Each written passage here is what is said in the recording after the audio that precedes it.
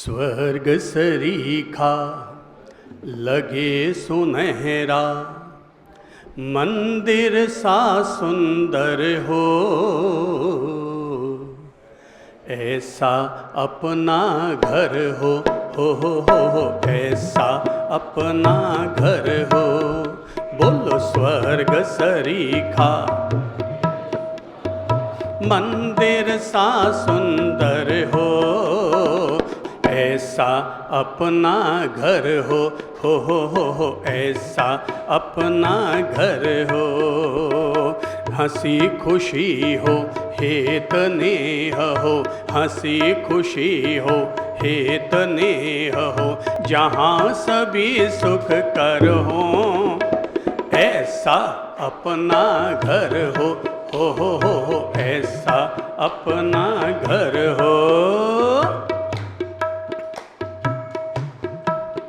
कर्म योग की किस्मत से जो मिली हुई जमी हो कर्म योग की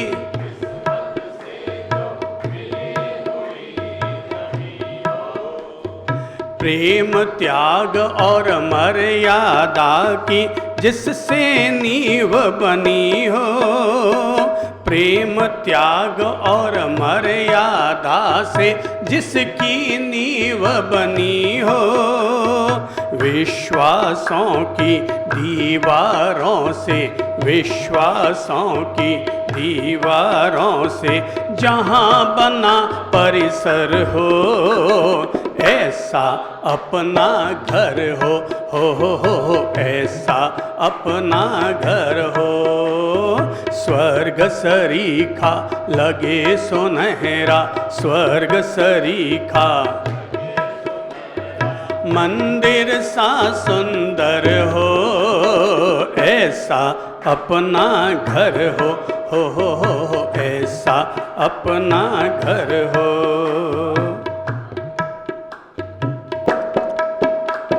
बड़े बुजुर्गों की छाया से जिसकी निर्मित छत हो बड़े बुजुर्गों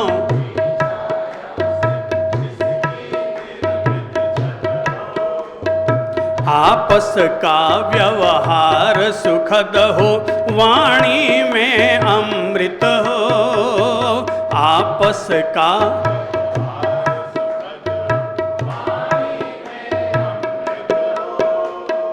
रहे रोशनी ज्ञान की जिसमें रहे रोशनी, स्वार्थ की न डगर हो, ऐसा अपना घर हो ऐसा अपना घर हो। स्वर्ग सरीखा लगे सुनहरा, स्वर्ग सरीखा मंदिर सा सुंदर हो, ऐसा अपना घर हो ऐसा अपना घर हो।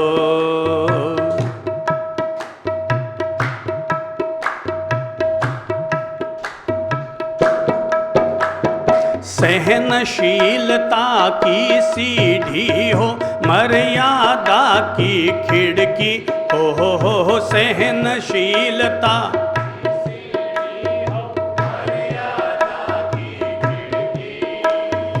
आदर भाव के दरवाजे हो, कोई न देवे झिड़की, आदर भाव के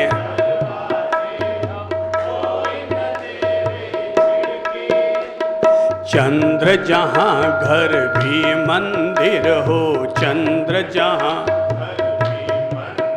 और मात पिता ईश्वर हो, ऐसा अपना घर हो ऐसा अपना घर हो। स्वर्ग सरीखा लगे सुनहरा, स्वर्ग सरीखा लगे सुनहरा मंदिर सा सुंदर हो, ऐसा अपना घर हो ऐसा अपना घर हो। स्वर्ग सरीखा लगे सुनहरा, स्वर्ग सरीखा लगे सुनहरा। मंदिर सा सुंदर हो, ऐसा अपना घर हो, ऐसा अपना घर हो। हंसी खुशी हो, हेत नेह हो, हंसी खुशी हो, जहाँ सभी सुख कर हो, ऐसा अपना घर हो, ऐसा अपना घर हो। हाँ हाँ हाँ हाँ, ऐसा अपना घर हो, ऐसा अपना घर हो। आज के दिव्य सत्संग में हम सभी लोग यह समझने का प्रयास करेंगे कि किसी भी व्यक्ति के घर गृहस्थी में खुशी कैसे आती है।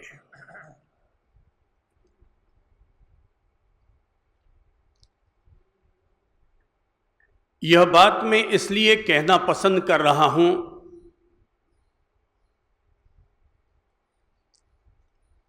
क्योंकि आए दिन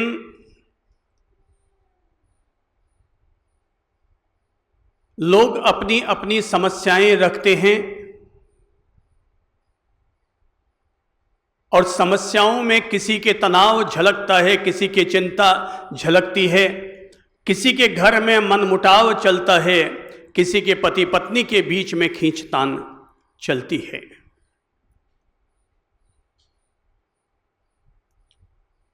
कल ही शाम को जब फैमिली डिपार्टमेंट के जज बैठे हुए थे तो वे भी अपनी तरफ से यही सारी समस्याएं हमारे सामने रख रहे थे।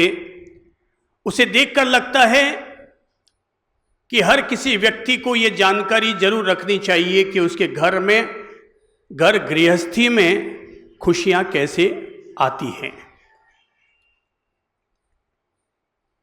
दरअसल जीवन जीने के दो रास्ते हैं, एक रास्ता है संत जीवन का और दूसरा रास्ता है घर गृहस्थी के जीवन का।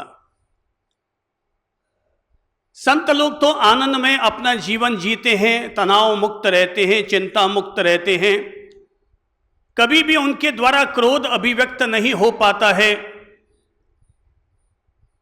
कोई उनका अपमान भी नहीं करता है, कोई उन्हें टेढ़ी टिप्पणी भी नहीं करता है। वे अपने संयम, साधना, आराधना, उपासना करते हुए, अपने व्रत और तप त्याग के साथ अपना जीवन जीते हुए वे सुखी और आनंद मग्न रहते हैं। लेकिन घर गृहस्थी का वातावरण खींचतानों से भरा हुआ रहता है।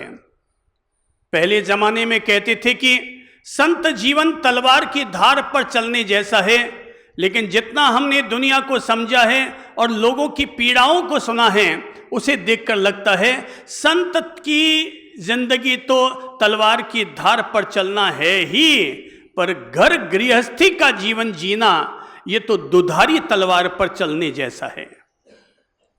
जैसे कहते हैं ना कि चाकू चाहे खरबूजे पर गिरे, चाहे खरबूजा चाकू पर गिरे, दोनों ही हालात में खरबूजे को ही कटना है। तो ऐसे ही घर गृहस्थी का वातावरण होता है जहां हर हालात में उसे पिसना है।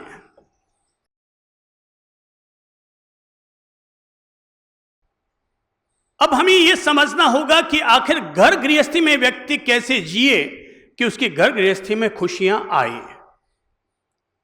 ध्यान रखिए, खुशियां कोई जन्मजात नहीं होती है, खुशी आदमी को पैदा करनी होती है, खुशी का वातावरण बनाना पड़ता है। प्रकृति पैदा तो पहले कांटे करती है, गुलाब बाद में आता है। हमारी जिंदगी में भी ऐसे ही कांटे पहले आते हैं और खुशियां बाद में आती हैं। पर जिन लोगों के दिलों में यह भरोसा होता है कि आखिर तो खुशियां आती है, आज नहीं आती तो क्या हुआ, पर एक न एक दिन तो खुशियां जरूर आती है। अगर हम एक लंबे भविष्य के इंतजार में बैठ जाएंगे तब तो शायद वर्षों बीत जाएंगे। पर अगर हम लोग तत्काल अपने जीवन में, अपनी घर गृहस्थी में खुशियां लाना चाहते हैं तो शायद 1 घंटे जो अब मैं आप लोगों को संबोधित कर रहा हूं, वो केवल 1 घंटा हमारी घर गृहस्थी में खुशी लाने के लिए हमारे लिए बहुत बड़ा मददगार बन सकते हैं, हमारे लिए मैजिक का काम कर सकते हैं, हमारे लिए जादुई चिराग का काम कर सकते हैं।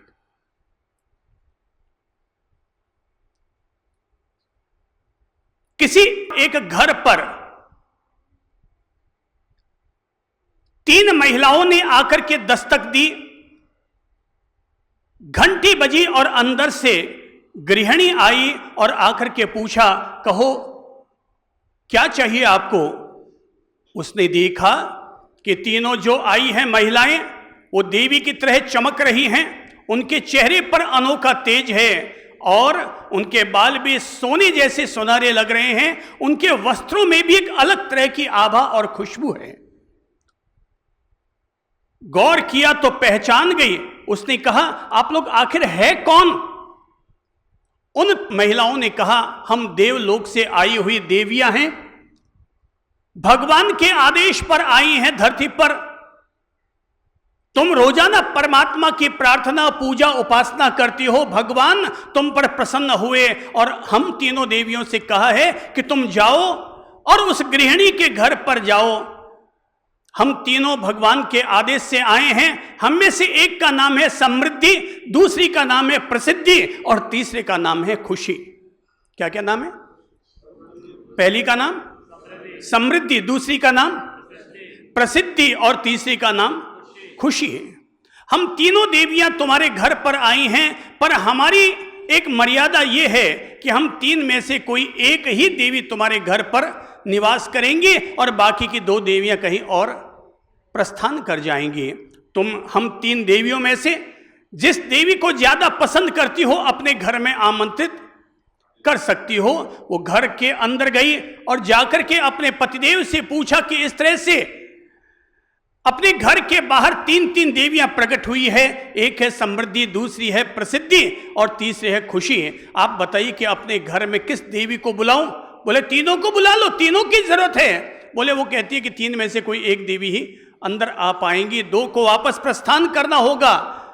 तो पति ने कहा, अगर ऐसी बात है तो तुम फिर समृद्धि को अपने घर में बुला लो, क्योंकि रात दिन हम उसी के लिए तो मेहनत करते हैं। अगर घर में धन रहेगा तो बाकी सब चीजें अपने आप आ जाएगी। वो समृद्धि देवी को बुलाने के लिए जैसे ही जाने लगी कि बेटी ने कहा, पापा पापा पैसा तो घर में खूब पड़ा है, गांव में हमारी इज्जत नहीं है। आप तो एक काम करो मां, आप तो बाहर जाओ और प्रसिद्धि देवी को अपने घर में आमंत्रित कर लो। अगर गांव में और शहर में हमारी प्रसिद्धि रहेगी तो कल हो सकता है हम एमएलए और एमपी का चुनाव भी लड़ जाएं और आने वाले कल को हो सकता है हमारे पापा कहीं मंत्री भी बन जाएं।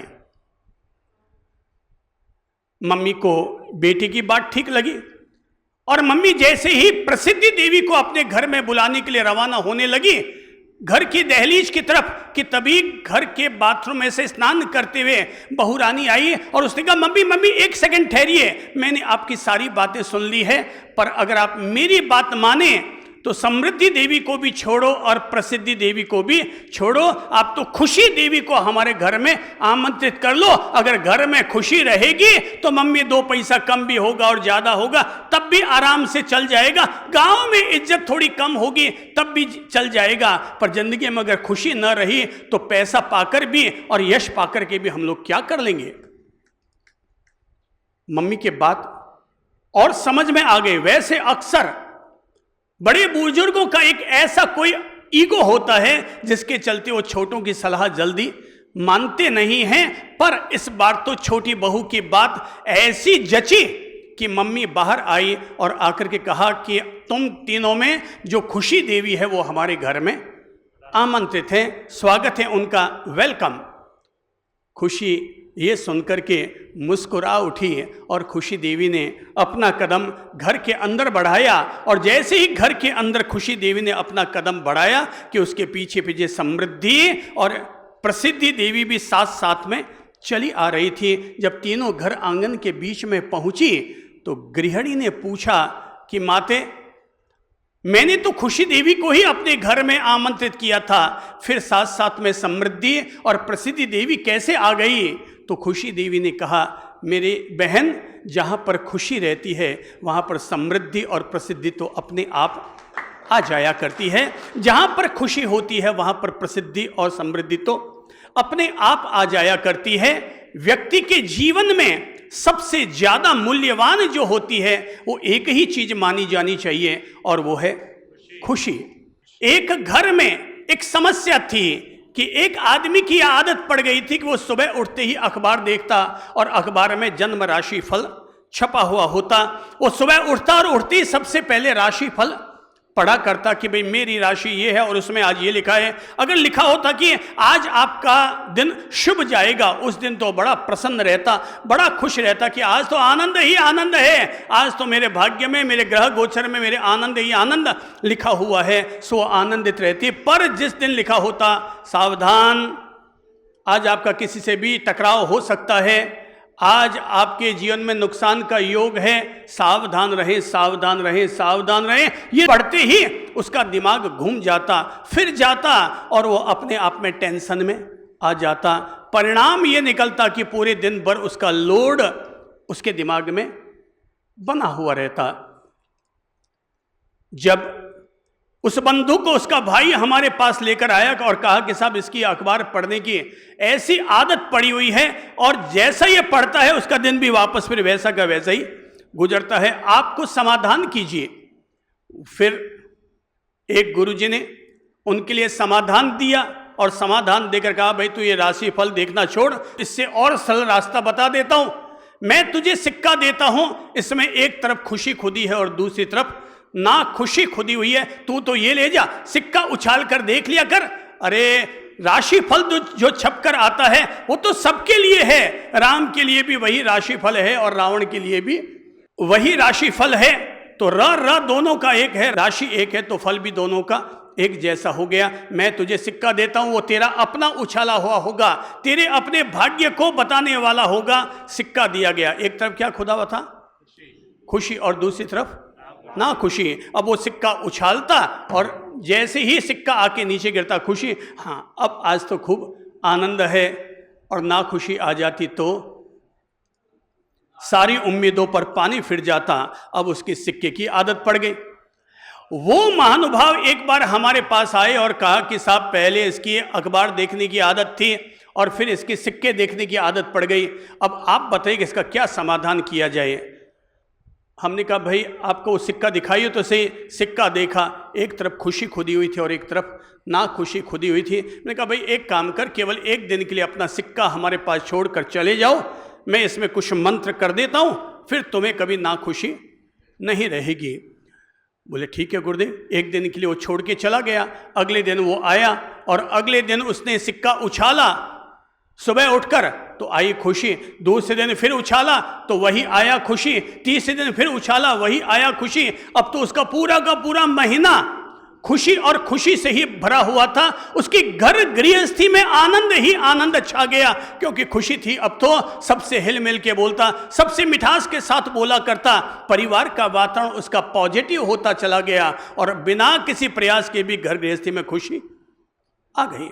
एक महीना बीत गया तो उसका भाई हमारे पास आया, बोले बाप जी आपने पता नहीं क्या चमत्कार किया, उस सिक्के पर न जाने आपने कौन सा मंत्र फेरा, पूरा का पूरा महीना उसका खुशी से बीत गया। आपने किया क्या, कौन सा मंत्र आपने फेरा, मुझे बता तो दीजिए। मैंने कहा भाई मंत्र तो मैंने केवल नवकार मंत्र ही उसके ऊपर प्रयोग किया था, पर हकीकत ये है कि सिक्के पर एक तरफ खुशी खुदी हुई थी और दूसरी तरफ ना खुशी खुदी हुई थी। मैंने ना खुशी में से ना को कुतर करके उसमें से काट दिया था, हटा दिया था। अब इधर भी खुशी और उधर भी खुशी, चित गिरे तो भी खुशी और पुट गिरे तो भी खुशी। जहां इंसान ने अगर इस तरह का सिक्का अपनी जेब में डाल लिया, अपनी घर गृहस्थी के वातावरण को अगर ऐसा बना लिया कि चाहे लाभ हुआ तो भी हम खुश हैं और हानि हुई तो भी हम खुश हैं, घर पर चाचा जी आए तब भी खुश और घर में दामाद आया तो भी खुश, मित्र आए तो भी स्वागत और दुश्मन आ गया तो उसका भी स्वागत।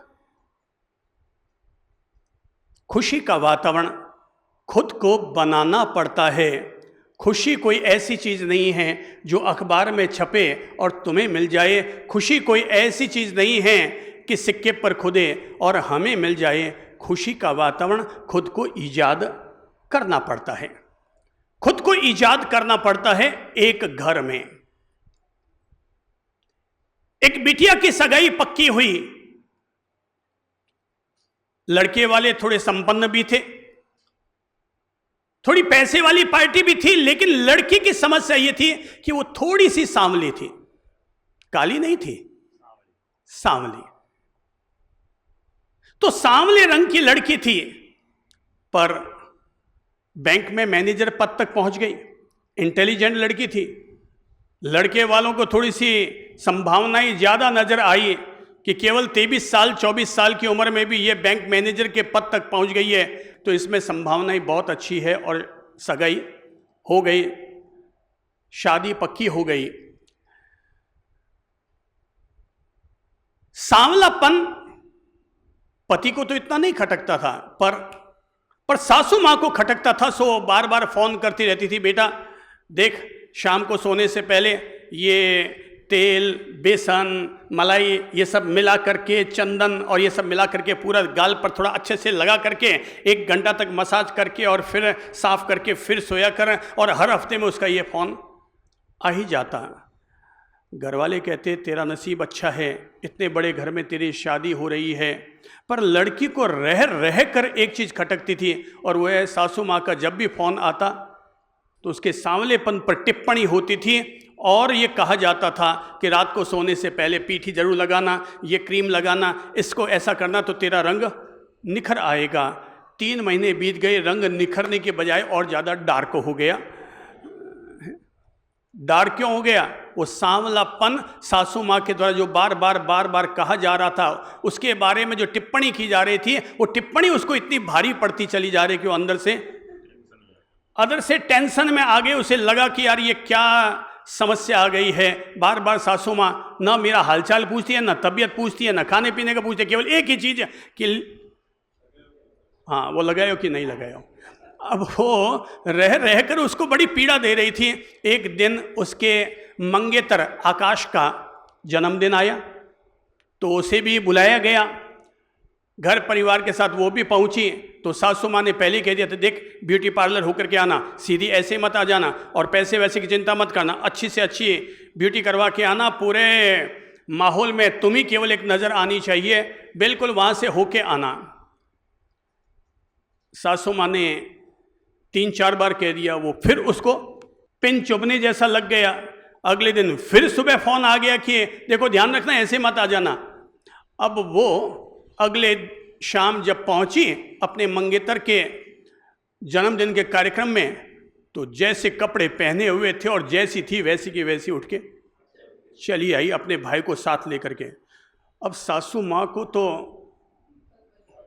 खलबली मच गई कि भाई ये कैसी आई है ये, अरे सांवली है वो, हम जाने हमारा काम, पर ये पूरे पब्लिक के बीच में बर्थडे के कार्यक्रम में बिना ब्यूटी पार्लर में गई हुई है। उसने उसको डांटना चाहा और डांटते हुए कहा तुझे शर्म नहीं आती, जैसी थी वैसी उठ करके आ गई, ये कोई तरीका हुआ? झट से उसने अपनी बड़ी बहू से कहा कि अंदर ले जाओ और अंदर ले जा करके इसको ठीक करके लाओ।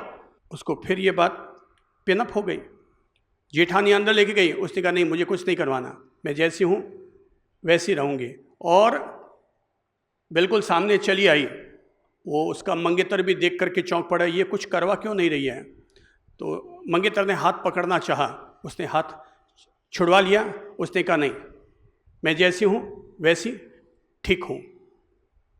सासू माँ चिल्लाने लगी तो सासू माँ ने उससे कहा, सासू माँ से उसने कहा, मम्मी जी मैं यहाँ पर कोई सामान की तरह नहीं आ रही हूँ जो आप उस पर रंग रोगन कर करके और आप उसको ठीक करना चाहें। मैं जैसी हूँ वैसी ठीक हूँ। आज तक मुझे मेरे मम्मी पापा ने आज तक मुझे कभी सांवला नहीं कहा, मेरे पापा ने मुझे आज तक कभी सांवला नहीं कहा, मेरे भाई ने कभी मुझे सांवला नहीं कहा। मैंने अपनी ज़िंदगी में रोज़ाना सुबह शाम दोपहर में मैं अपना आईना देखती हूँ, अपना चेहरा देखती हूँ, मुझे मेरा सांवलापन कभी नहीं खटका। और एक आप है जो मुझे लगातार 6 महीने से एक ही एक बात कहती चली आ रही है, और वो बात है कि तू सांवली है, है, सांवड़ी है, सांवड़ी है। मम्मी जी मैं जैसी हूँ वैसी हूँ, आपको पसंद आए तो स्वीकार कीजिए, नहीं तो ये लीजिए अपनी अंगूठी जो आपने पहनाई है, अंगूठी पकड़ाई और रवाना होने लगी।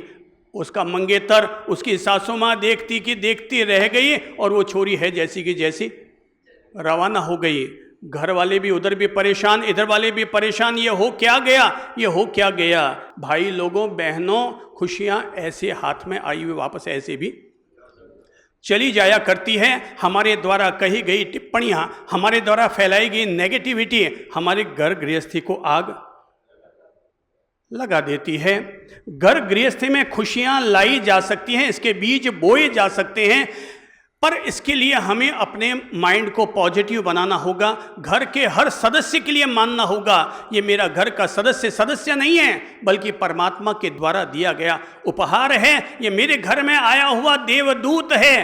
केवल भाई को भाई मत समझो, बल्कि भाई को देवदूत समझो, क्योंकि यही वो बड़ा भाई है। देवदूत बनकर मेरे घर में मेरे यहाँ आया। भगवान ने मेरा जन्म पीछे दिया और इसको जन्म पहले दिया। इसके कंधे पर रह रहकर ही मैं आज इतना बड़ा हुआ हूं, और अगर मेरा भाई ना होता तो मेरी स्थिति और ज्यादा दयनीय हो सकती थी।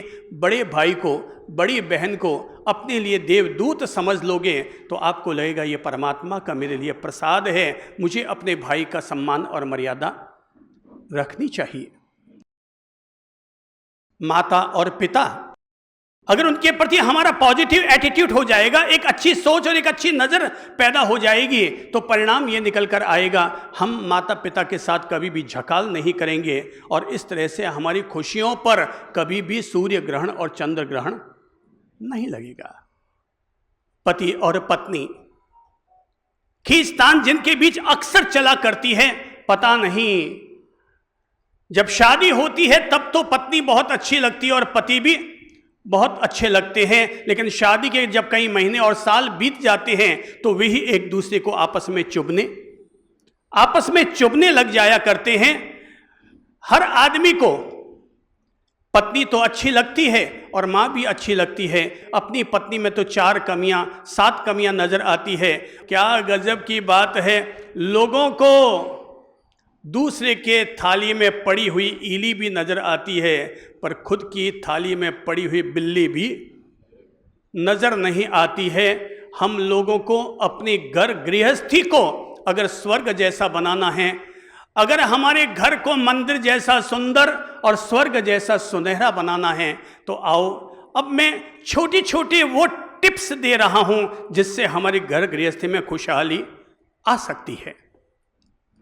सबसे पहला टिप्स, सबसे पहले अपने घर के वास्तु को ठीक कर लीजिए। यहां मैं वास्तु का मतलब यह नहीं बता रहा हूं कि आपका घर किस दिशा की तरफ बना हुआ है, उसका दरवाजा किस तरफ है, बल्कि मैं आपको यह वास्तु समझा रहा हूं कि अभी का अभी जाकर के आप अपने घर में अगर ठीक करेंगे तो मात्र 3 दिन में आपको उसका परिणाम मिलना शुरू हो जाएगा। नंबर 1, अपने घर के वास्तु को पहले ठीक कीजिए, और उसका पहला काम है, घर में अगर कहीं भी जाले जमे हुए हैं तो सबसे पहले जाकर के उन जालों को साफ कर दीजिए। जहां पर जाले जम जाया करते हैं उन लोगों पर कर्जा बढ़ना शुरू हो जाता है। दूसरा काम, घर के तल भंवर में, तल घर में या घर की छत पर किसी तरह का अटाड़ा या गंदगी पड़ी है तो उस गंदगी को साफ कीजिए, ताकि आपके घर में रहने वाले लोगों के मन की गंदगी भी दूर हो सके। तीसरा वास्तु यह ठीक कीजिए कि सुबह आप अपने घर में किसी भी अपने धर्म मंत्र का उच्चारण कीजिए, और घर के सब सदस्य मिल जाओ और मिलकर के अपने धर्म के मंत्र का उच्चारण कीजिए। मंत्र का उच्चारण करने से वहां पर पॉजिटिव एनर्जी बनेगी और नकारात्मक ऊर्जा का उस घर से विरेचन होना शुरू हो जाएगा। अगर आपको लगता है आप मंत्र का उच्चारण नहीं कर सकते, कोई भजन या प्रार्थना नहीं कर सकते, तो कोई बात नहीं, आप अपने मोबाइल या टीवी को ऑन कर दीजिए और उसमें जो मंत्रोच्चार हो रहे हैं आप वही मंत्रोच्चार अपने घर में विस्तारित करना शुरू कर दीजिए। वे मंत्र अपना काम करते हैं, और मंत्र ये काम करेंगे कि हमारे घर में रहने वाली नकारात्मक ऊर्जा, उसको हमारे घर से बाहर निकालने में हमारी मदद करेंगे। चौथा काम है महीने में एक दिन आपकी अपनी जो ऑफिस है, दुकान है, जहां पर जो भी स्टाफ रहता है, उन सारे स्टाफ को महीने में एक दिन मिठाई जरूर ले जाकर के खिलाओ। अपने आप पर कृपा बरसनी शुरू हो जाएगी। जितने भी स्टाफ हैं उनका मुंह मीठा कराओ, उनके दिल को खुशी पहुंचाओ। उनको जब सुकून पहुंचेगा तो आपके दुकान का, ऑफिस का वातावरण अपने आप पॉजिटिव बनेगा और आपके घर में अपने आप धन धान्य की बढ़ोतरी होनी शुरू होगी। पांचवा काम, रात को सोते समय ध्यान रखिए कि रसोई घर में कभी भी जूठे बर्तन बचे हुए नहीं रहने चाहिए। जूठे बर्तन रहने से वहां पर केवल जीव जंतुओं का ही आगमन होगा, घर पर लोगों का आगमन होना बंद हो जाएगा। जूठे बर्तन रहने से घर पर कर्जा भी बढ़ता है और घर में दरिद्रता भी आती है। इसलिए भाई लोगों, इस बात का ध्यान रखें। बहनें खास तौर पर ध्यान रखें कि घर में जूठे बर्तन न रखें, क्योंकि इससे हमारे लिए नकारात्मक वातावरण तैयार होता है। सातवीं बात है कि अपने घर के मुख्य द्वार पर, जो भी हमारे घर का मेन गेट है, वहां पर भूल चूक करके भी डस्टबिन या कूड़ादान मत रखिए। वहां पर वो हमारे लिए देवी देवता या किसी के भी आने का स्वागत द्वार है, न कि वहां पर डस्टबिन रख करके सारे घर का कचरा वहां पर डाला जाए। तो अगर कूड़ादान रखने की आदत है तो कृपा करके उस कूड़ेदान को आज ही वहां से हटा दीजिए। हाँ, अगर आपने अपने घर के बरामदे में या बाहर के साइड में अगर बगीचा लगा रखा है तो आठवीं बात, इस बात का ध्यान रखें कि वहां पर कैक्टस या कांटे वाला कोई पौधा घर के मुख्य द्वार पर नहीं होना चाहिए। वो अगर कांटा रहेगा घर के मुख्य द्वार पर, वो कांटे हमें भी बींधेंगे और आने वाले लोगों को भी बींधेंगे। कांटे का पेड़ अगर मुख्य द्वार पर है तो आपस में कलह बना हुआ रहेगा, रख सकते हैं तो कोई फूलदान वहां पर रखिए, डस्टबिन या कांटे का पौधा वहां पर मत रखिए। नौवां, घर में महीने में एक बार ही सही, लेकिन घर में कहते हैं कि अगर खीर बना करके खाएं और देवी देवताओं को चढ़ाएं तो उससे मिश्री युक्त बनाई गई खीर अपने आप हमारे घर में लक्ष्मी जी को आमंत्रित करती है और घर में सब मिलकर के उसको खाएं पिए आनंद लें। 10वीं बात, रात को सोने से पहले रसोई घर में एक बाल्टी पानी भर करके जरूर रखें और जहां जिस कमरे में आप सोते हैं उस कमरे के बाथरूम में भी एक बाल्टी जरूर भर कर रखें। ऐसा करने से परिवार के लोगों में कलह का वातावरण नहीं बनेगा और सबके दिमाग में ठंडक, शांति और शीतलता बनी हुई रहेगी। 10वीं बात ये और ध्यान रखें कि जहां पर हमने अपने घर में कुल देवता का स्थान बना रखा है, मंदिर बना रखा है, पूज्य भाव बना रखा है, वहां पर भी एक छोटे कलसे में जल अवश्य रखना चाहिए। 11वीं बात, दिन में एक दफा, ऐसा संभव ना हो तो सप्ताह में एक दफा, ऐसा संभव ना हो तो महीने में एक दफा, लेकिन यह आदत डालें कि हम लोग घर के जितने भी सदस्य हैं साथ में बैठकर खाना खाएंगे, साथ में बैठकर भोजन लेंगे। वो भोजन चाहे दाल रोटी भी क्यों ना हो, हमारे लिए वो भोजन भी 56 भोग का आनंद देना शुरू कर देगा। असली बात यह है कि हमने भोजन साथ में बैठकर के लिया। ये जो हमारा साथ में बैठकर लिया गया भोजन है, यही हमारे घर में कुल देवता को आमंत्रित करने में मदद करेगा।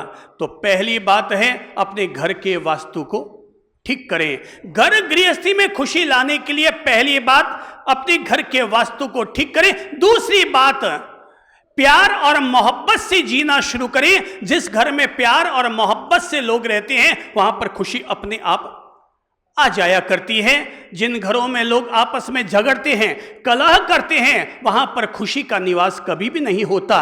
ऐसा ना समझें कि खुशी केवल चेहरे को मुस्कान देने से खुशी आती है। खुशी तो एक देवी की तरह है जो हमारे घर में सभी जगह साकार होती है, पर होती वहीं पर है जहां प्यार और मोहब्बत रहा करता है।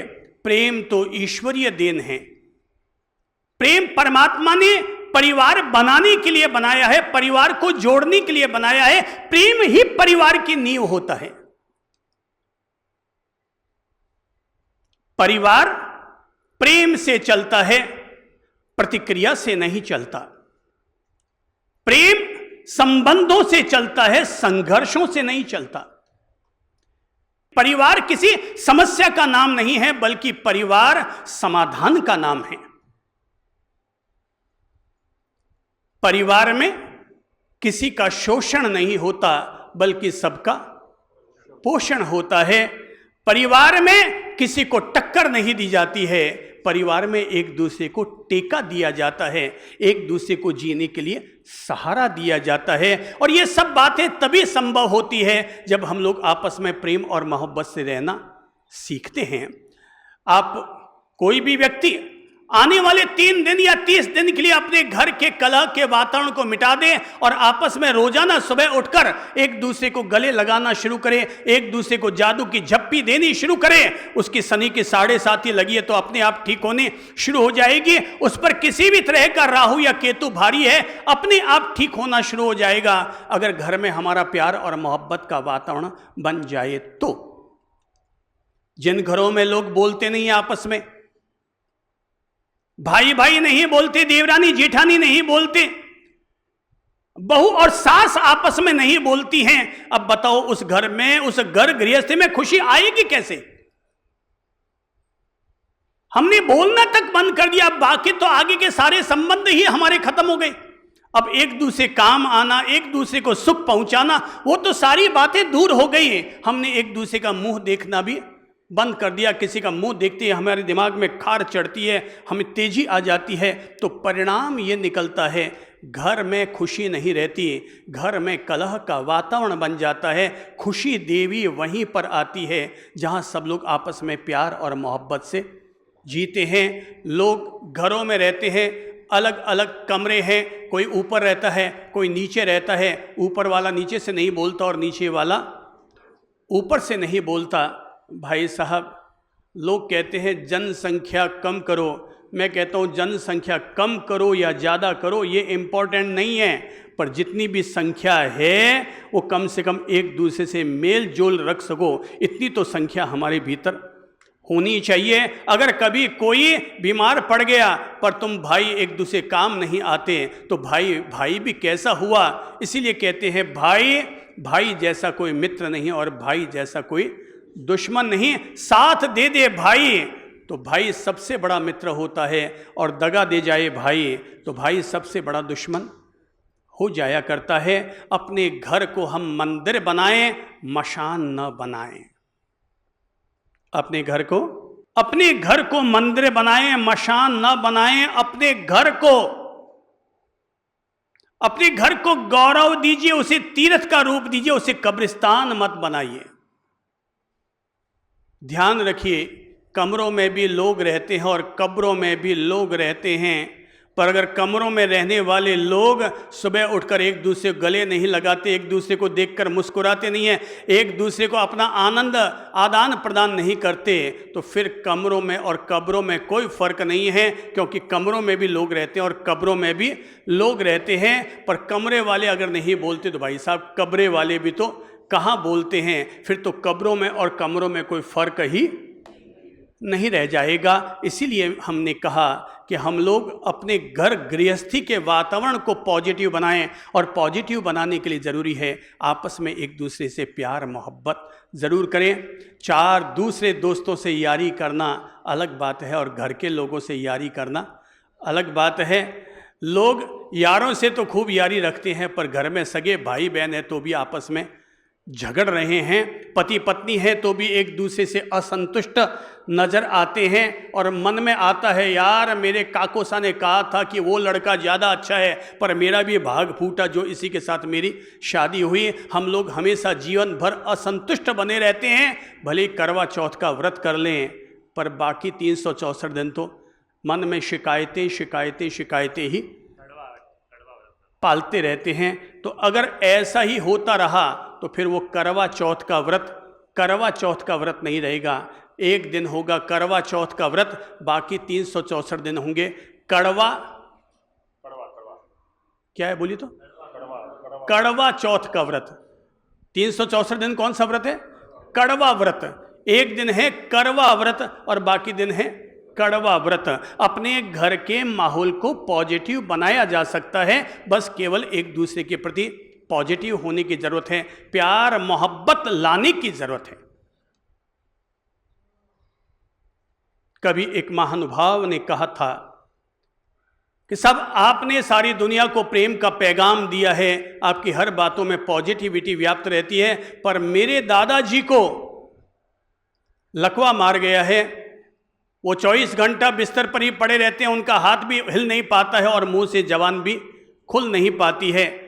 सारे डॉक्टरों को इलाज करवा लिया पर उसका कोई समाधान ना निकल पाया। आप अगर कोई चमत्कारी बात बता सके तो हमारे दादाजी को नई जिंदगी मिल जाएगी। हमने कहा भाई अगर आप कर लेते हो तो रास्ता बता दो। तो बोले बोलिए। तो मैंने कहा कि आप कल सुबह से एक काम करें, सुबह जब आप उठें तो उठ कर के सबसे पहले दादाजी के पास जाएं, उनके पांव छुएं और उनको सुना करके बोलें दादा प्रणाम, दादा प्रणाम। वो आपको जवाब तो नहीं दे पाएंगे पर आप अपनी ओर से और कहना दादा प्रणाम, और प्रणाम करने के बाद दादा के गले लग जाना और केवल एक लाइन बोल करके आ जाना, दादा आई लव यू। क्या है शब्द? पूरा प्रयोग समझ लीजिए। क्या बताया? मेथड। आप भी अपने घर में अड़ोस पड़ोस में कोई हो तो उस पर इस्तेमाल करके देखें और देखें प्रेम किस तरह से लोगों की चिकित्सा करता है, प्रेम किस तरह से, प्यार और मोहब्बत किस तरह से लोगों को नई जिंदगी और नई जान, नई ऊर्जा देते हैं। तो पहले पाँव छूना, प्रणाम करना, हमने उनको इज्जत दे दी और इज्जत देने के बाद उनके गले लगे। गले लगने का मतलब हुआ हमने उनको जादू की झप्पी दी है और उसके बाद मुंह से एक मंत्र बोला है, दादा, सब बोलो तो, दादा आई लव यू। मम्मी है तो बोल दो मम्मी आई लव यू। कोई भी हो, प्रेम अपना काम करता है, व्यक्ति कौन है ये महत्वपूर्ण नहीं है। हमने जो मंत्र बोला है दादा आई लव यू, ये जो लव है, जो प्रेम का जो तत्व है, अपने आप एक संजीवनी औषधि का काम करेगा। और कहते हैं कि उस लड़के ने रोजाना ही प्रयोग करना शुरू कर दिया। एक दिन वो लड़का जब हमारे पास आया तो उसने कहा बाप जी आज आपके मंत्र ने चमत्कार कर दिया। तो हमने पूछा हुआ क्या? बोले बाप जी 6 महीने हो गए थे, आज मेरा बर्थडे था, मैं दादा के पास गया और मैंने दादा से कहा दादा प्रणाम, जादू की झप्पी दी और मुंह से कहा दादा आई लव यू, दादा आई लव यू, दादा आई लव यू। दादा आज मेरा जन्मदिन है, मेरा बर्थडे है, मुझे आशीर्वाद दो। और जैसे ही दादा ने ये सुना कि आज मेरे पोते का जन्मदिन है, वो पोता जो रोज मुझे जादू की झप्पी देता है, वो पोता जो रोज मुझे आई लव यू कहता है, वो पोता जो रोजाना मेरे पाँव छूता है, न जाने दादा के भीतर कहाँ से ताकत आई। उन्होंने अपने धीरे धीरे जोर लगा करके, पूरे शरीर की ताकत लगा करके अपना हाथ ऊपर किया और हाथ ऊपर करके पोते की पीठ पर रखा और तुतलाती भाषा में ही सही, अटकती अटकती भाषा में ही सही, पर दादा ने कहा I I I I I I love you, I love I love I love you. और दादा ने भी जैसे कहा आई लव यू, वो चौंक पड़ा। इसका मतलब प्रेम में भी कोई ताकत है, प्रेम में भी कोई उपचार है, प्रेम भी कोई समाधान दे सकता है। आज दादा को 6 महीने के बाद पहली बार हाथ भी उनका हिला और मुंह भी खुला। प्रेम की ताकत है। उस युवक ने जब आकर के बताया ये सब कुछ, तब पता चला कि प्रेम एक समाधान देता है। प्रेम समस्या नहीं है बल्कि प्रेम एक समाधान देता है। प्रेम बीमारी नहीं है बल्कि प्रेम अपने आप में एक उपचार हुआ करता है। प्यार मोहब्बत जहाँ रहते हैं वहाँ पर अपने आप खुशी आनी शुरू हो जाती है। आप अपने घर में देख लो, जिसके प्रति भी आपका नेगेटिव नज़रिया है, नेगेटिव सोच, गलत सोच बनी हुई है, अब केवल आने वाले 3 दिन के लिए आप उससे प्यार करना शुरू कर दीजिए। आगे बढ़ करके उससे प्यार का इजहार कर लीजिए। मात्र 3 दिन में देखेंगे आपको उससे भी खुशी आनी शुरू हो चुकी है। खुशी के लिए रास्ता खोलना पड़ता है। खिड़कियां अगर बंद रखोगे तो सूरज का प्रकाश घर के कमरे में कैसे आ पाएगा? हमें प्यार और मोहब्बत की खिड़कियों को खोलना पड़ेगा ताकि उधर से भी हमारे लिए खुशी आनी शुरू हो सके, हमारे लिए खुशी आनी शुरू हो सके। पहली बात, प्यार और मोहब्बत से जियो ताकि खुशी मिलेगी। दूसरी बात, साथ दो। एक दूसरे का साथ देने से खुशी आती है, और खास तौर पर मुश्किल की घड़ी में अगर हमने किसी को साथ दे दिया तो वहां से भी खुशी का आना प्रारंभ हो जाता है। याद रखिए, तस्वीर में तो हर कोई आकर के खड़ा हो जाता है, पर जो तकलीफ में आकर के खड़ा होता है वो ही अपना हुआ करता है। तस्वीर में आकर के जो खड़ा होता है उसे रिश्ता कहते हैं, पर तकलीफ में आकर के जो खड़ा होता है उसको फरिश्ता कहते हैं। तकलीफ में आकर जो खड़ा हो जाए उसे क्या कहते हैं? फरिश्ता कहते हैं। और फरिश्ते हमेशा खुशी के ही तो पैगाम लेकर के आते हैं। हमें केवल एक दूसरे का साथ देने की जरूरत है। हम साथ साथ हैं, हमारा ये स्वर होना चाहिए कि हम साथ साथ हैं। देरानी जेठानी बोले हम साथ साथ हैं, सास बहू बोले हम साथ साथ हैं, पिता पुत्र बोले हम साथ साथ हैं। एक बहू की आलोचना तभी होती है जब सास उसका साथ नहीं देती है, और एक सास के लिए लोग दो टिप्पणियां तभी करते हैं जब बहू उसका साथ देने को तैयार नहीं होती है। अगर दोनों एक दूसरे का साथ देने को तैयार हो तो दुनिया की कौन सी ताकत है जो उनके सामने आकर के उनकी आलोचना कर दे। एक बहू की जब आलोचना की किन्हीं लोगों ने तो सास ने झट से आकर कह दिया, मेरी बहू जैसी भी है मेरी भी है, तुम्हारे यहाँ पर रोटी खाने के लिए नहीं आती जो तुम उसकी आलोचना करते हो। चाहे उसके वस्त्र को या पहनावे को लेकर, उसको क्या पहनना या क्या नहीं पहनना इसका निर्णय मैं करूँगी, न कि तुम पड़ोसी लोग उसका निर्णय करोगे।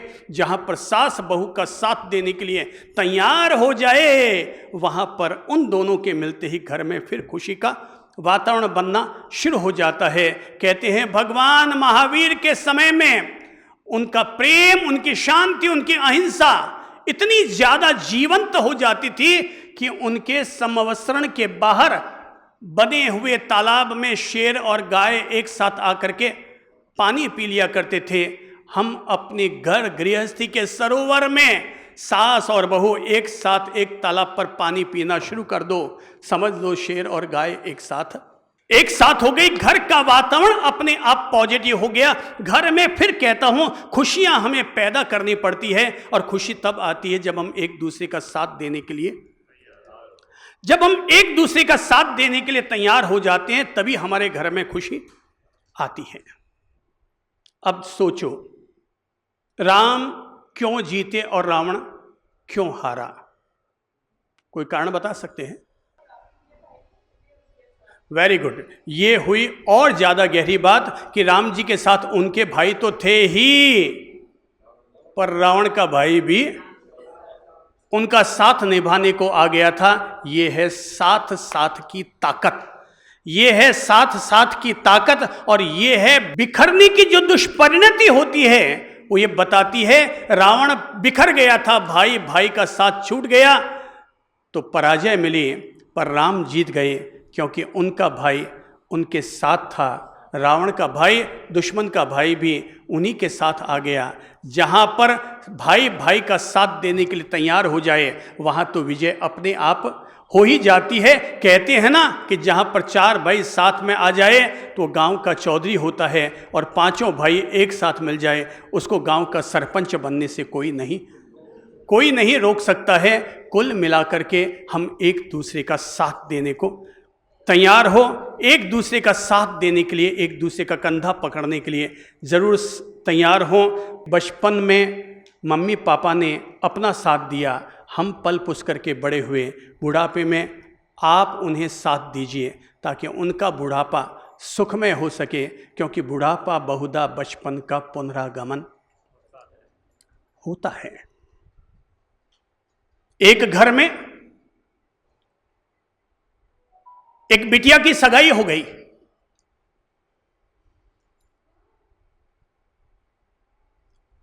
और जब बिटिया की मम्मी ने अपनी दादी से कहा, मम्मी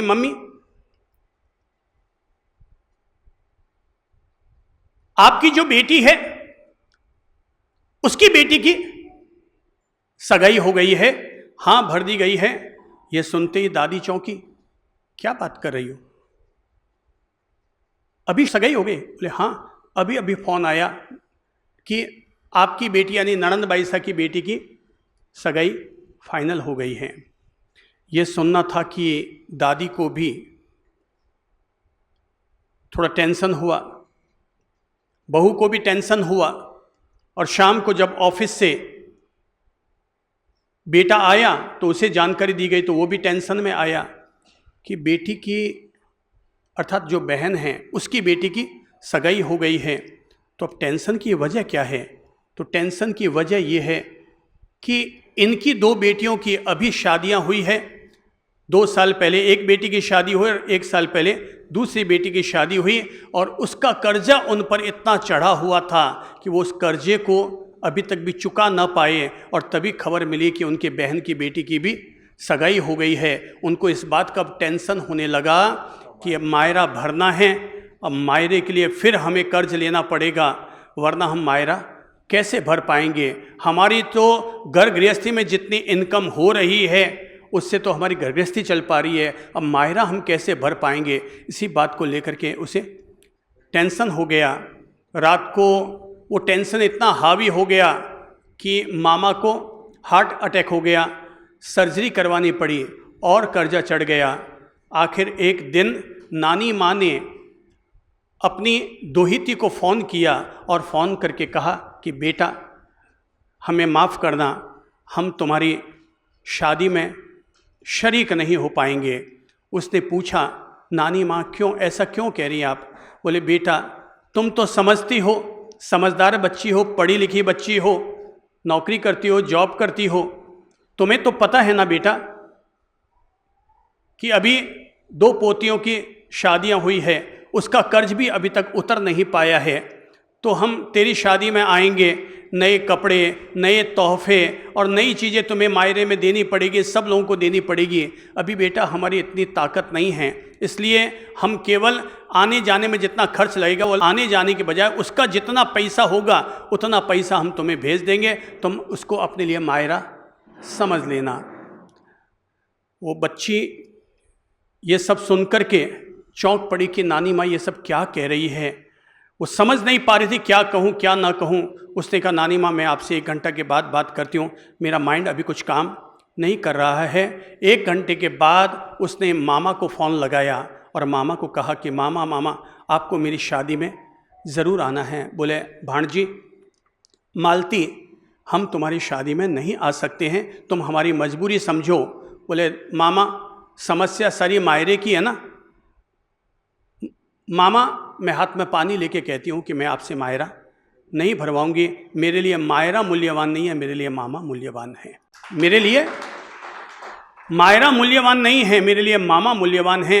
मेरे मामा मामी और नानी अगर घर पर नहीं आएंगे तो मेरी शादी तो बिना आशीर्वाद के कैसे हो पाएगी। आप लोगों के मामा आएंगे, मामी आएंगे, नानी आएगी और मेरे सिर पर हाथ रख करके आशीर्वाद देंगे और मुझे विदा करेंगे, तभी तो मेरी आगे की घर गृहस्थी सुखी हो पाएगी। बोले बेटा तू अगर इतनी जिद करती है तो ठीक है हम आ जाएंगे, पर हम पर लोड मत डालना। उसने कहा मामा ये मेरा आपसे वादा है, मैं किसी भी तरह का आप पर लोड नहीं डालूंगी। आप ₹1.25 भी मत चढ़ाना, बस केवल आकर के मेरे सिर पर हाथ रख करके मुझे अपनी भांजी को विदा दे दीजिएगा, आशीर्वाद दे दीजिएगा। मामा मामी नानी शादी के फंक्शन में आए और जब सब लोगों में चर्चा चलने लगी मायरा भरा जाने वाला है, मायरा भरा जाने वाला है, वो अंदर से बड़े टेंशन में आ रहे हैं। हमारे पास तो औकात ही नहीं है कि हम इन लोगों का कैसे मायरा भरें। मेरे पास तो अब 1 तोड़ा सोना भी नहीं रहा है, जो था वो सारा का सारा अपनी बेटियों के पोती के हमने शादी में खर्च कर दिया। अब मेरे पास तो 1 तोड़ा सोना भी नहीं है कि मैं अपनी भाणजी के मायरे में भर सकूँ। सब तरफ चर्चा चलने लगी मायरा मायरा मायरा। मामा जी कमरे में चले गए। अचानक भाणजी आई और भांजी ने कमरा खुलवाया। मामा जी मुझे आपसे 2 मिनट बात करनी है। बोले आओ बेटा क्या बात करनी है। बोले मामा आप बिल्कुल भी टेंशन मत पालिए। उसने झट से अपने साथ लाया हुआ, अपने साड़ी में छिपा कर लाया हुआ एक पैकेट पकड़ाया, मामा जी को दिया। मामा जी आप ये पैकेट ले लीजिए। बोले बेटा ये क्या है। बस मामा जी कुछ बोलने की ज़रूरत नहीं है, बाहर में चर्चा चल रही है मायरा मायरा मायरा। मैं नहीं चाहती कि मामा जी आपका गौरव हमारे घर में किसी भी तरह से कम हो। मामा इसमें कुछ पैसे हैं, ये पैसे आप अपने पास रखिए और ये किसी और के नहीं हैं, बल्कि जॉब कर करके मैंने जो सेविंग की है वही इसमें पैसे मेरे बचाए हुए हैं। और ये कहते हुए उसने मामा जी को पैकेट पकड़ाया और ये कहते हुए बाहर जाने लगी। मामा ने कहा, बेटा हम पर कर्ज मत चढ़ाओ। बोले, मामा कैसा कर्ज, मेरा तो जन्म ही आपके घर में हुआ है, आज मैं जो कुछ हूँ आपकी देन हूँ मामा, मैं आज जो कुछ हूँ वो आपकी देन है। मुझे पता है ना कि मामी ने मेरा कितना लाड किया हुआ है, मैं तो बचपन में कितनी अपने ननिहाल में रही हूँ, मुझे पता है कि आप लोगों ने मेरा कितना लाड किया हुआ है। मामा आप बिल्कुल भी चिंता मत कीजिए, ये पैकेट लीजिए, बाहर आइए और मायरा भर दीजिए। उन्होंने अपनी भाणजी को गले लगाया और गले आकर कहा कि काश भगवान सबको अगर ऐसी भाणजी देते हैं, उनके घर गृहस्थी में खुशी आने में फिर वक्त भी कहाँ लगता है। वो भाणजी बाहर आई, मायरा भरा गया, पर केवल मायरा नहीं भरा गया, सब लोगों के दिल भर आए जब देखा कि लोगों को तो लग रहा था कि उनकी दिक्कत थी, तो भी 5 लाख का मायरा उन्होंने भरा। पर हकीकत ये है मेरे भाई बहनों कि भाणजी ने खुद ने अपने मामा की लाज रखी। ये है एक दूसरे को साथ देना, यह है एक दूसरे को साथ देना। अगर हम लोग एक दूसरे को ऐसे ही अगर साथ देना शुरू कर दें, अब बताओ वहाँ पर खुशी कैसे नहीं आ पाएगी। घर में खुशी लाने का तीसरा तरीका है और वो है एक दूसरे के प्रति रहने वाला समर्पण। क्या है? एक दूसरे के प्रति रहने वाला समर्पण। खास तौर पर पति पत्नी का संबंध तभी निभता है जब एक दूसरे के प्रति समर्पण होता है। पति पत्नी के रिश्ते को भगवान के घर से ही, वे स्वर्ग से बनकर के आए हुए रिश्ते हैं, और हम लोग एक दूसरे के प्रति समर्पण नहीं रखते हैं तो वे रिश्ते आपस में टूट जाते हैं। यह हमारी नासमझी है। भगवान तो रिश्ते बनाकर भेजता है, पर हम हमारी नासमझी के चलते उन्हीं रिश्तों में दरार डाल देते हैं। कहते हैं हमारे विचार नहीं मिलते, हमारा नेचर नहीं मिलता। हम लोग न जाने किस तरह की नेगेटिव टिप्पणी और नेगेटिव बातें करनी शुरू कर देते हैं। परिणाम ये निकलता है कि पति पत्नी जो एक गृहस्थ जीवन का आधार है, मेरुदंड है, हम लोग उसी मेरुदंड को अपनी नासमझी के चलते तोड़ देते हैं। एक पति पत्नी शादी करके हमारे पास आए थे और आकर के कहा था, बाप जी आप हमें कुछ समझाइए, आप हमें कुछ ज्ञान दीजिए। हम लोग अभी शादी तो कर लिए, मम्मी पापा की इच्छा थी, शायद हमारी भी कुछ इच्छा थी, इसलिए हम लोगों ने शादी कर ली, पर हम लोग अभी तक कुछ समझते नहीं हैं। उन्होंने हमसे पूछा हमारी घर गृहस्थी खुश रहे इसके लिए हमें क्या करना चाहिए। मैंने उनको एक ही सलाह दी और सलाह दी, भाई आप दोनों एक दूसरे के प्रति अगर समर्पण के सिद्धांत को अगर आपस में जिए रखेंगे तो आपकी घर गृहस्थी आराम से खुशीपूर्वक आगे बढ़ती रहेगी। पर अगर समर्पण न रखा, एक दूसरे के साथ तर्क कुतर्क करते रहे, तो रोज ही लोगों में झगड़े होते हुए सुनता हूँ और आप लोगों में भी झगड़े होंगे। ध्यान रखो, जहाँ समर्पण है वहाँ स्वर्ग है, जहाँ समर्पण है वहाँ स्वर्ग है, और जहाँ तर्क और कुतर्क है वहाँ पर नरक है। जहाँ एक ने कह दिया दूसरे ने मान लिया वहाँ समर्पण है, और जहाँ समर्पण है वहाँ स्वर्ग है। एक ने कहा पर दूसरा वापस उस पर किंतु परंतु और प्रश्न चिन्ह खड़े करता चला जा रहा है, तो वहाँ पर तुम उसके विरोध में खड़े हुए और वो तुम्हारे विरोध में खड़ा होगा, और परिणाम ये निकल कर आएगा, वो बाहर से तुम्हें निभा लेगा पर अंदर से अपने आप को टूटा हुआ महसूस करेगा। समर्पण का नाम ही संबंध है, समर्पण से ही खुशियां आती है। और अगर समर्पण नहीं रखेंगे तो ध्यान रखो, परिवार संघर्ष नहीं है, परिवार समर्पण का नाम है। एक दूसरे के प्रति समर्पण होना ही चाहिए। मार्क ट्वेन कहा करते थे कि जहां मैं रहता हूं वहीं मेरा स्वर्ग है, मेरी पत्नी के साथ मेरा स्वर्ग है। पर टॉलस्टॉय कहते थे जहां मेरी पत्नी है वहीं मेरा नरक है, क्योंकि पत्नी उन्हें सुख शांति से जीने नहीं देती थी, रोज ही झगड़ती थी। तो टॉलस्टॉय दोनों ही बहुत बड़े महान चिंतक हुए हैं, विश्व स्तर के लेखक हुए हैं, पर टॉलस्टॉय ने कहा है कि जहां मेरी पत्नी थी वहीं मेरा नरक है। उससे पूछा गया कि तुम्हारी अंतिम इच्छा क्या है, तो टॉलस्टॉय ने कहा था मेरी अंतिम इच्छा है कि जब मैं मरूं उस समय मेरी पत्नी मेरे पास न हो। ऐसा क्यों कहा गया? ऐसा इसलिए कहा गया जहाँ पर भी समर्पण नहीं होता, हम लोग कर्कशा नारी बन जाते हैं, आपस में तोड़ने का काम शुरू कर देते हैं, एक दूसरे पर जली भुनी बातें बरसानी शुरू कर देते हैं, तो पत्नी ही उन्हें नरक नजर आने लग जाती है। पर मार्क ट्वेन जब उनकी पत्नी मरी तो मरने के बाद वो उनके समाधि स्थल पर जाकर के उसे फूल चढ़ाते हुए कहा, तुम चली गई पर जहाँ तुम रहती थी वहीं मेरा स्वर्ग होता था, अब मेरे पास स्वर्ग कहाँ है। एक महिला नरक बनाती है, एक महिला स्वर्ग बनाती है। जहाँ समर्पण होता है वहीं स्वर्ग होता है, और जहाँ तर्क कुतर्क चलते रहते हैं वहाँ पर नरक बन जाता है।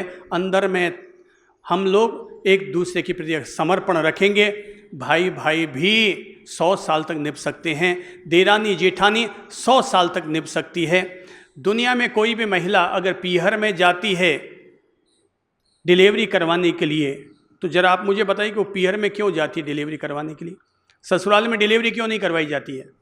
अब मैं आपसे ये अर्ज कर रहा हूँ, जो विश्वास उसे अपने पीहर वालों के लिए है वो विश्वास ससुराल वालों के लिए क्यों नहीं बन पाया। जो पीहर के प्रति उसको विश्वास है कि मेरी पीहर में डिलीवरी आराम से हो जाएगी, वो विश्वास उसे ससुराल वालों के प्रति क्यों नहीं हो पाया। हकीकत ये है, आपस में एक दूसरे के प्रति समर्पण न होने के कारण उसे लगता है शायद मुझे वहाँ ज़्यादा सुरक्षा मिल जाएगी। अगर देवरानी उसकी डिलीवरी हो रही है पर जेठानी अगर आगे आके बढ़ के बोल दे कि तुम्हारी डिलीवरी मैं करवाऊंगी, तेरी डिलीवरी की सारी जवाबदारी मेरी, अब बताओ कोई देरानी पीहर जाएगी। भाई ऐसे ही आती है घर गृहस्थी में खुशी, और खुशी लाने का तरीका हो गया कि हमने एक दूसरे के साथ समर्पण की भाषा का इस्तेमाल किया, एक दूसरे के प्रति समर्पण अपना इजहार किया। जिस घर में सास आगे बढ़ के कह देती है बेटा तू चिंता मत कर, तेरी डिलीवरी मैं करवाऊंगी, अब तक मैं तेरी सास थी पर डिलीवरी के समय मैं तुम्हारी मां हूं। और जहां पर कोई भी बहू के लिए यह बात कह दी जाती है वहां पर कोई भी बहू अपने पीहर जाकर के डिलीवरी करवाना पसंद नहीं करती। सभी लोग इस बात को समझ लीजिएगा। मैं फिर कहता हूं, समर्पण की आपस में जरूरत होती है, और अगर हमारा समर्पण है तो 7 जन्म भी कम हैं, और समर्पण नहीं है तो ये एक जन्म जीना भी बहुत भारी है।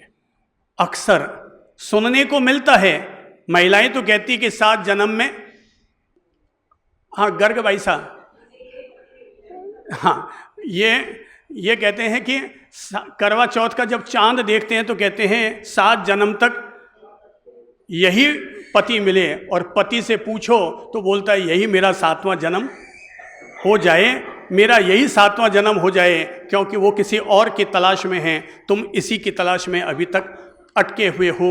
घर गृहस्थी में खुशी आती है एक दूसरे के प्रति रहने वाले समर्पण से, और घर गृहस्थी में खुशी आती है एक दूसरे के प्रति सैक्रिफाइस करने से। क्या करने से? सैक्रिफाइस करने से घर गृहस्थी में खुशी आती है। वास्तु को तो ठीक करो ही करो, साथ में प्यार मोहब्बत भी जोड़ो, साथ में साथ देना भी शुरू करो, साथ में एक दूसरे के प्रति समर्पण भी रखो। और अंतिम बात निवेदन कर रहा हूं कि एक दूसरे के प्रति सैक्रिफाइस की भावना भी रखो। जरूरत पड़ गई हम एक दूसरे के लिए पल भर में सैक्रिफाइस करने के लिए तैयार हैं। महान धर्म शास्त्र रामायण से यही तो सीखने को मिलता है। वहाँ पर सब लोग एक दूसरे के लिए सैक्रिफाइस करना जानते थे। महाभारत से ये सीखने को मिलता है कि वहाँ पर कोई किसी का साथ देने को तैयार नहीं था, सैक्रिफाइस करना नहीं जानते थे, तो झगड़ा हुआ, युद्ध हुआ, महायुद्ध हुआ। पर जहाँ पर सैक्रिफाइस किया जाता है वहाँ पर खुशी अपने आप आती है। हम पेशेंस भी नहीं रखते और सैक्रिफाइस भी करने को तैयार नहीं हैं, तो फिर अब आप ही सोचिए, फिर घर गृहस्थी के माहौल में फिर खुशी कैसे आ पाएगी। मैंने सुना है कि अगर घर में बहू आ जाती तो सासू माँ भी अपने पति से कहती है, ससुर जी से कहती है, अबे तो कहीं सुधर जाओ, घर में बहू आएगी, जवान बहू आएगी, अबे तो कहीं ढंगरा कपड़ा पहना करो, अबे तो कहीं ढंग से बोलिया करो। वो इस तरह से कहा करती थी। भाई साहब, कुल मिलाकर के सेक्रीफाइस हमारे दिल में होना चाहिए। हम जैसे ससुर बनकर के हुकूमत हिलाते हैं, वैसे ही ज़रूरत पड़ने पर सेक्रीफाइस करने को भी तैयार रहेंगे। त्याग का ही दूसरा नाम रामचरितमानस है, त्याग का ही दूसरा नाम महावीर का धर्म है, त्याग का ही दूसरा नाम भाईचारा और करुणा है।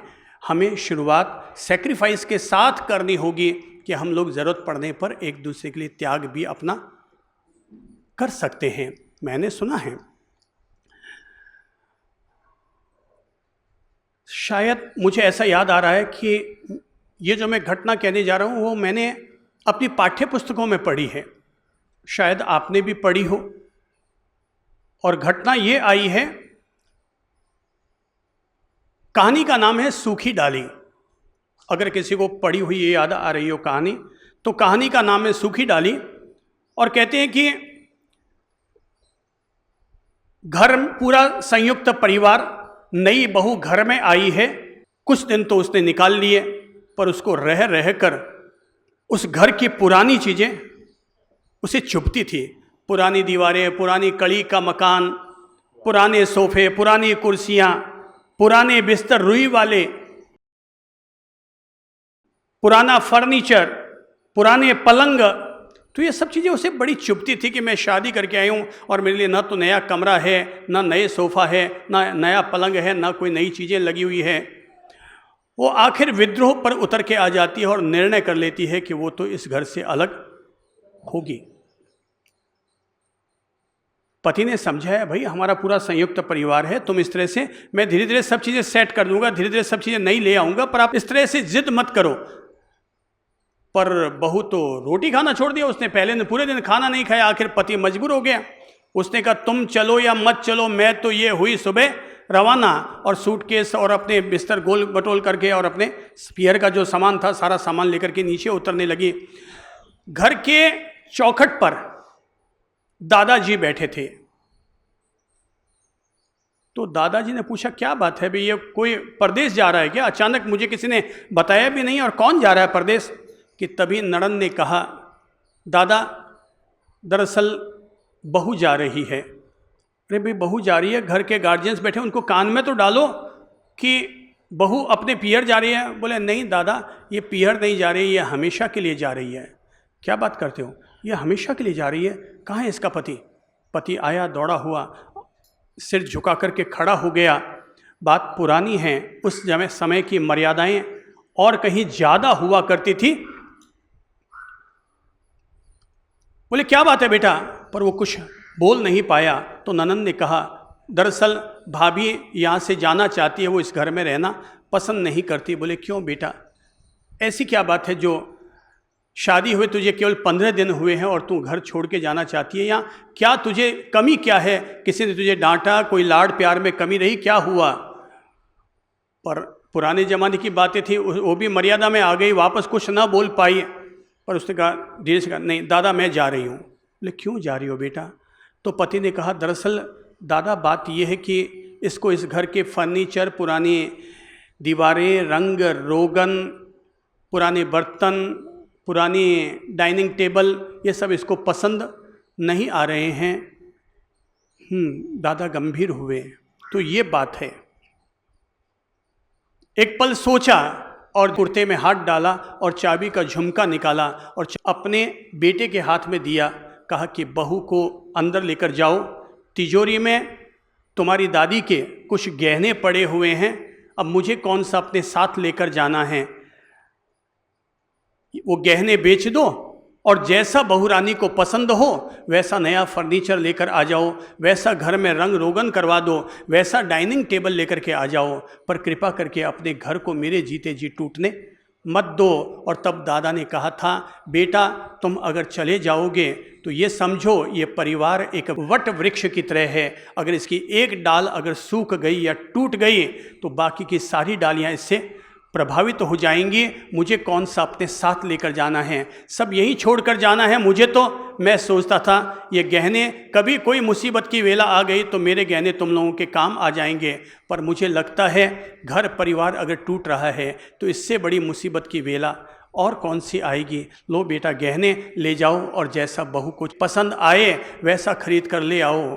बहू दादा की बात सुनकर दंग रह गई। मैं समझती थी कि ये मेरे लिए अपने आप में ही एक रुकावट है, पर इस आदमी का दिल इतना बड़ा है, ये 1 सेकंड में इस तरह से त्याग करने को तैयार हो जाता है। अपनी पत्नी के सारे गहने उसने तिजोरी खोली तो देखा उसमें करीबन 100 तोला सोना रहा होगा।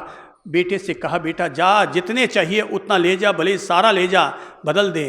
पर उस बहू ने आगे बढ़कर कहा, दादा मैं आपको समझ ना पाई, मैं अब तक केवल दीवारों पर गौर कर रही थी, इन सोफ़ा सेट और लकड़ी के फर्नीचर पर गौर कर रही थी।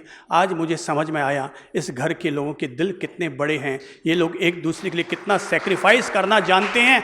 और आज मुझे पता चला कि आप लोगों के बीच में आना मेरे लिए नसीब की बात है, सौभाग्य की बात है। दादा अब मुझे पुराने फर्नीचर नहीं हटाने हैं, अब मुझे आप लोगों के करीब आना है, आप लोगों का सानिध्य पाना है, आप लोगों से मुझे अपने जीवन की खुशियां पानी हैं। और तब वहाँ पर एक व्यक्ति की गई सेक्रीफाइस की भावना ने घर को वापस जोड़ दिया।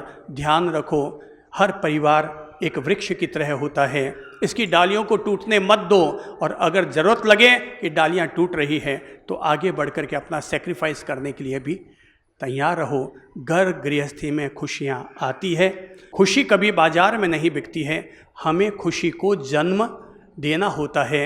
आप सब लोगों के घर पर 3 देवियाँ आ रही हैं, समृद्धि देवी, प्रसिद्धि देवी और खुशी देवी। आप खुद अपने जीवन में तय करें कि मुझे घर में किस देवी को महत्व देना है।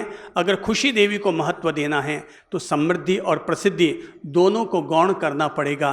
पर अगर हमने खुशी को छोड़ दिया और केवल समृद्धि को ही बुलाना चाहा तो घर में पैसा तो खूब हो जाएगा पर प्यार नहीं रहेगा, प्रसिद्धि तो खूब हो जाएगी पर हाथ में परिवार नहीं रह पाएगा।